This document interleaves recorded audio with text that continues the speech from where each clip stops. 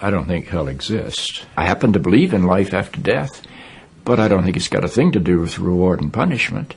Religion is always in the control business. And that's something people don't really understand. It's in the guilt-producing control business.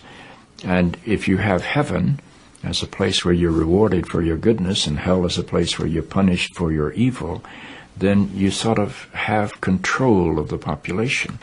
And so they create this fiery place, which has quite literally scared the hell out of a lot of people throughout Christian history. Mm-hmm. And it's part of a control tactic. But wait a minute, you're saying that hell, the idea of a place under the earth or somewhere where you're tormented for an eternity, is actually an invention of the church? I think the church fired its furnaces hotter than anybody else.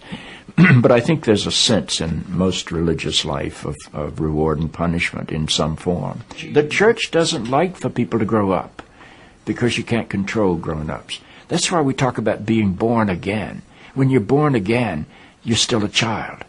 The people don't need to be born again. They need to grow up. They need to accept their responsibility for themselves and the world.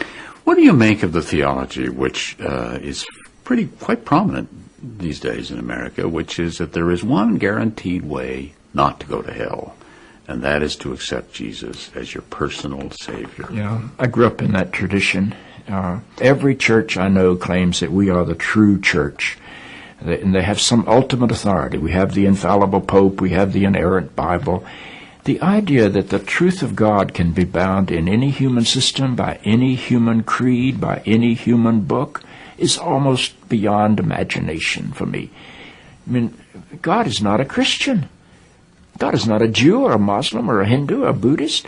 All of those are human systems which human beings have created to try to help us walk into the mystery of God. I honor my tradition. I walk through my tradition. But I don't believe my tradition defines God. I think it only points me to God. You and I are emerging people, not fallen people. Our problem is not that we are born in sin. Our problem is we do not yet know how to achieve being fully human. The function of the Christ is not to rescue the sinners, but to empower you and to call you to be more deeply and fully human than you've ever realized there was the potential within you to be. Maybe salvation needs to be conveyed in terms of enhancing your humanity rather than rescuing you from it. Life is a startling and wondrous experience.